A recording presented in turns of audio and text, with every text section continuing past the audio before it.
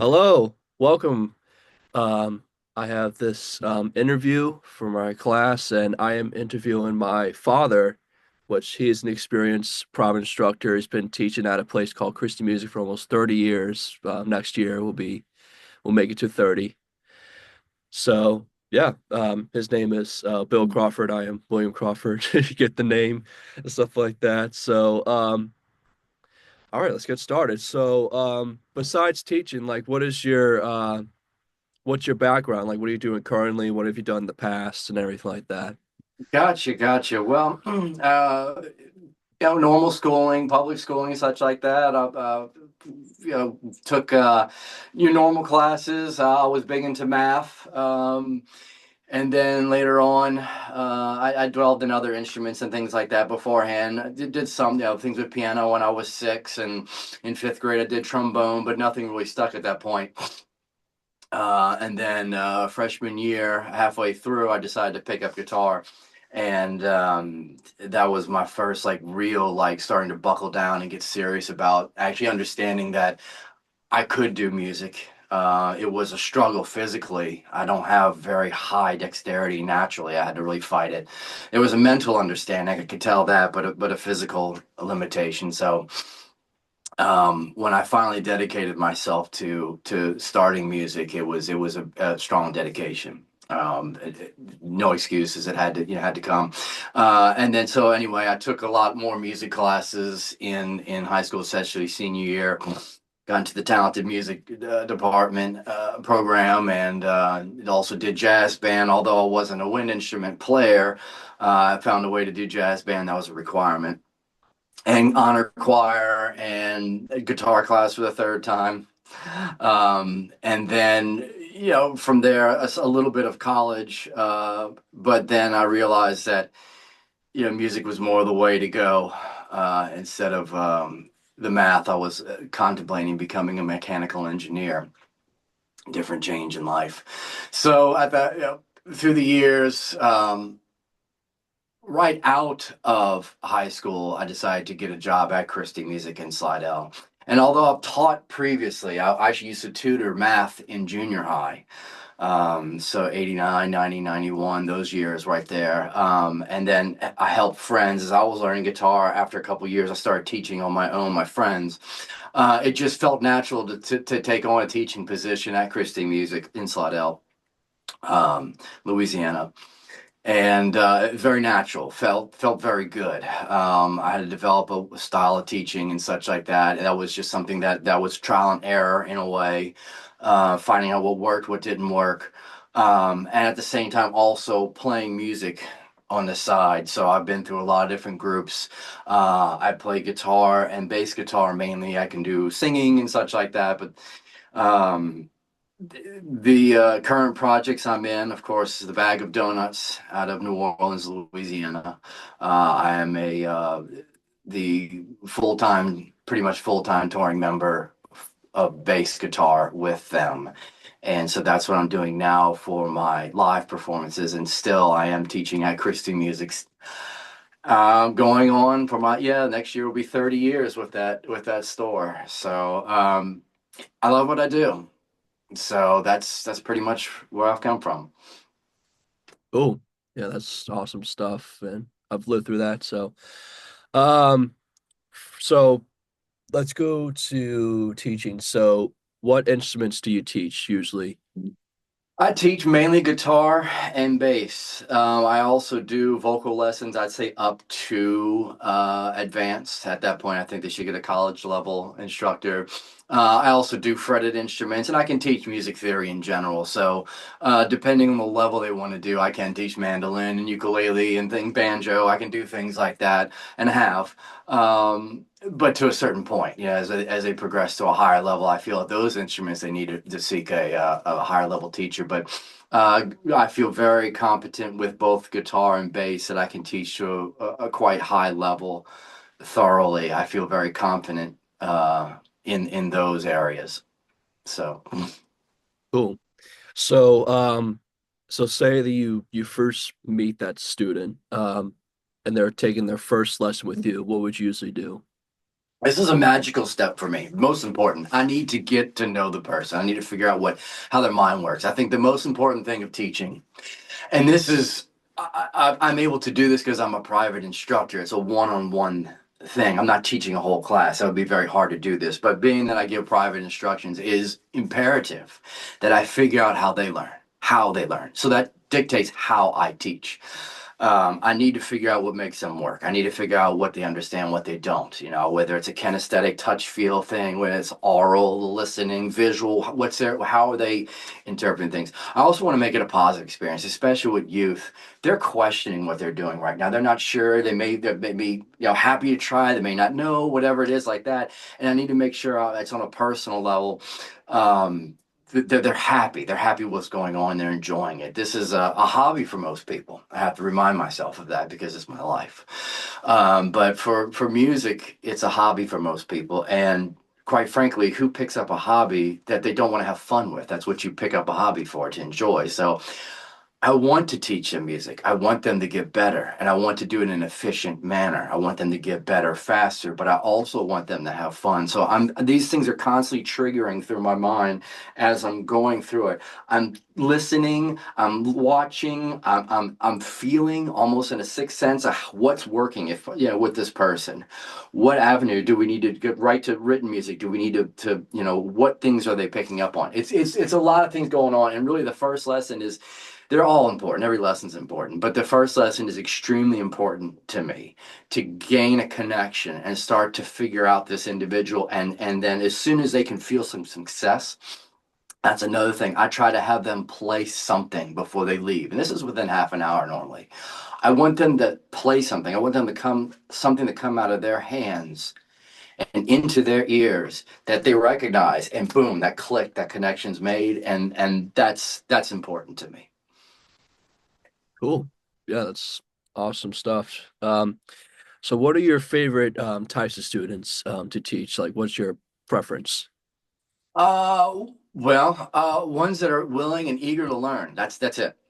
It's whether they're extremely adept at their instrument, or you watch them just soar through the roof. I mean, it's always fun. But you can be somebody less than average, but if they have that desire, that strong desire to want to do it, that they're putting in the time, that is it. That's they can be below average, but if they're just trying hard and desiring it, that's my favorite student right there. Absolutely. I categorize and the parents I categorize myself as three different things. I said I can either A, be what I feel is a fair priced instructor. I can be B, what I feel is a high priced babysitter, which I don't want to be. Or C, some people, I can be a really cheap therapist because they just want to talk sometimes. But anyway, I want to be an instructor. I want to teach, and I want somebody who wants that. That's it. You know, the song, I want you to want me. I want you to want to learn because I want to teach you. Awesome. So, what's your most challenging aspect of teaching? When the student doesn't get it mentally, and I'll explain myself. There are physical limitations for instruments, whatever it is. Almost all the time, that's just a matter of time. It's not if you're going to get it, it's when you're going to physically get it. You just have to train your body. When I feel that I have to really become a teacher is when somebody mentally doesn't understand something. That's when I really have to buckle down and figure out how am I going to go about this to make this person mentally get this. There has to be a connection here. If there's no connection here, don't worry about doing this. Just put your hands in your pockets, whatever you want to do. You've got to get it here. And if this student's not getting, I've got to really figure out, and that can be challenging at times. It depends on the person. Sometimes you can figure out a way and get to it, and you get that mental connection, that click happens, and then it's just a matter of time before it goes through the body and hits your ears. But when there's a disconnect, when the mind doesn't get in the student, that is when it gets to be the most challenging. All right. So, the opposite of that, what's the most rewarding about teaching?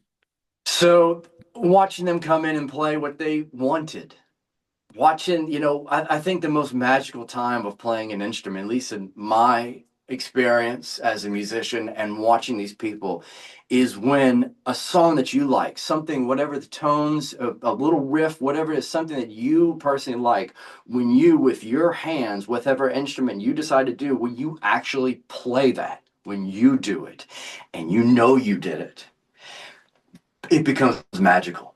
It becomes absolutely magical. And watching this happen over and over again is a great treat. That's one of the great parts of teaching is seeing that because that's what I want. I want them to feel the happiness and love that I have for it. I would love that. And not everybody is a musician, and that's fine. If you're not, if you've come here, now maybe you need to do this or do else in life, but you've tried, and that's great. And you find out that this is not something that maybe comes naturally to you, or maybe you not even want to. Completely fine. But when that magic happens, it's a wonderful thing to see. One other thing on that, and these are very magical moments for me. What happens is I'll be out playing and somebody will come up to me. Maybe a guy with a beard or whatever else, and he's like, "Hey, man, remember me?" I'm like, "No, I sure don't." Well, I took guitar lessons from me like 15 years ago. And guess what, man? Last week, I got to play the House of Blues. Thank you. And then it just hits me. And that's Wow. happened several times.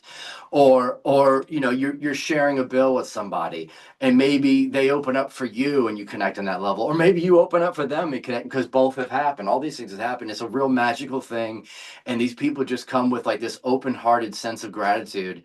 At that point I said, well, it's one hand shakes the other. I mean, yeah, it's yes, you need a good teacher, but also you need a good student, and that's important to understand right there. It has to be in both levels. It's a transfer of information. If any point of that chain is broken, you're not going to have the connection. And so those are very magical moments, and it just makes me happy because they got everything they wanted and maybe more than they ever knew they wanted initially. And so I'm very happy for them. All right. So, our last question for the interview. So in all of your, well, about to be 30 years of Hmm. teaching, what have you learned throughout your career? I learned that everyone is different. Every single person is unique. Yes, you have different classification, like general areas that you can put people in, but everybody is so specifically unique. So yes, you can ball people into certain teaching styles, but you still need to be looking for the exact thing that works for them. Efficiency. It's exactly that word. I'm not. I do need to make money, but I'm not in it for that. That's not the priority. The priority is to get this person to where they need to be, where they want to be, as efficiently, as quickly as possible. And so I'm trying as much as I can to learn how they're learning, to try to figure out what works best for them. That's been a big, big thing. And not every day is a good day. Some weeks, somebody come in, it's just not a good day for learning. So you try to figure out something else. Some day is powerful. Um, it's a blessing. And again, I say that music is not for everybody. We may just want to listen to music, and that's fine. Music is to me emotions trapped in sound, and what defines a musician, how good of a musician you are, to me, is how well you're able to express emotional content through sound. And so that's what I'm looking for in teaching and trying to figure out how to bring that out of an individual, how to bring that out. Um, some players are just technical. They're not really so focused on the feel, and that's okay. They just want to do their thing. But pretty much in the end, there is some kind of emotional element, some kind of feel, and trying to get with the student, trying to figure out that, trying to get them to bring the instrument to them like an extension of their own body. That's important to me. And if somebody has the desire to do that, if somebody has the push to go forward with that, and we can achieve that, that's awesome. And that's these are some of the things I've picked up through the what through through almost 30 years now. It's been wonderful, and I look forward to the years to come. All right. Well, thank you so much, Dad, for being part of this interview. And yeah. Absolutely, absolutely.